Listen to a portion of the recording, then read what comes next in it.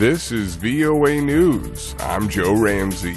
The United Nations support mission in Libya is warning an outbreak of diseases in the country's northeast, where floods have killed over 11,000 people, could create a second devastating crisis. AP correspondent Charles de Ledesma reports. In a statement, the mission says it's particularly concerned about water contamination and the lack of sanitation after 2 dams collapsed during Mediterranean Storm Daniel. And the mission says there are 9 UN agencies in the country responding to the disaster and working on preventing diseases from taking hold that can cause a second crisis. It added the World Health Organization has sent 28 tons of medical supplies to the devastated country.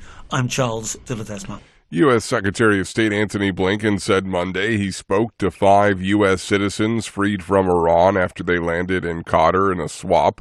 President Joe Biden approved the swap despite Republican criticism.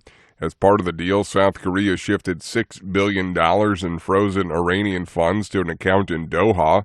U.S. officials claim the funds are restricted to humanitarian use. As the United Nations General Assembly got underway Monday, Pope Francis virtually joined an event hosted by former U.S. President Bill Clinton. The pontiff spoke through an interpreter about the need to address climate change and crises stemming from migration flows and war. We all know it. We are living through a changing epoch. Only together can we emerge from it better. Together. Only together can we heal the world from the globalization of indifference. This is VOA News. One of Sudan's main landmarks, a skyscraper that towered over the River Nile and housed the headquarters of a major oil company, has been reduced to a smoldering wreck. Reuters correspondent Olivia Chan says it happened during heavy fighting between rival military factions in the capital. The Greater Nile Petroleum Operating Company head office, a glass-sided tower topped with a coil of metal, was built during an oil boom before South Sudan declared independence. The building is located close to areas fought over by Sudan's army and the paramilitary Rapid Support Forces. Videos released by the RSF on Sunday showed flames and smoke rising from the building in a financial district of the capital. The RSF accused the army of targeting it along with other important buildings, part of an effort to dislodge paramilitary fighters from positions they occupied across the capital. Reuters correspondent Olivia Chan, who says the conflict has caused widespread clashes, looting, and shortages of food and medicine in Khartoum and other cities, driving more than 5 million people from their homes. Canada is expelling a top Indian diplomat as it investigates what Prime Minister Justin Trudeau calls credible allegations India's government may have had links to the assassination in Canada of a Sikh activist. Trudeau says Canadian intelligence agencies are looking into the allegations after a Sikh leader was gunned down June 18th outside a cultural center in British Columbia. Demonstrators who have been protesting in Israel for 37 consecutive weeks vowed to follow Prime Minister Benjamin Netanyahu everywhere he goes in the U.S. after arriving Monday ahead of a meeting with President Joe Biden. Linda Gradstein reports for VOA from Jerusalem. The Prime Minister's office noted the anti-overhaul protesters would be demonstrating at the same time as pro-PLO activists who want President Biden to pressure Netanyahu to stop expanding settlements in the West Bank and take moves toward establishing a Palestinian state. As he left for the U.S., Netanyahu said he would meet many world leaders, but first and foremost President Biden on the sidelines of the UN General Assembly in New York. Linda Gradstein for VOA News, Jerusalem. British police say they received a sexual assault allegation after media outlets published claims against comedian Russell Brand. Promoters have scrapped the remaining dates in a string of live gigs by Brand after the allegations, which he denies. 4 women told a Channel 4 television documentary in the Times and Sunday Times newspapers Brand assaulted them. I'm Joe Ramsey, VOA News.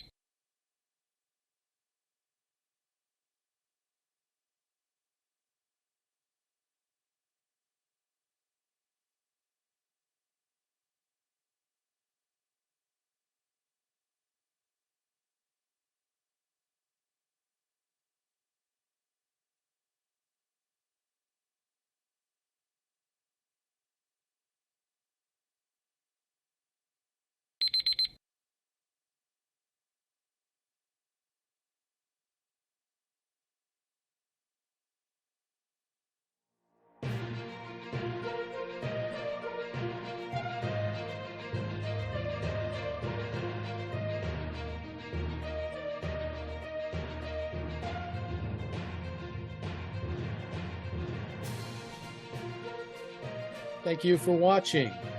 Can you do me a favor? Please leave a comment in the comments section below. That would really help. Thank you, and see you again soon.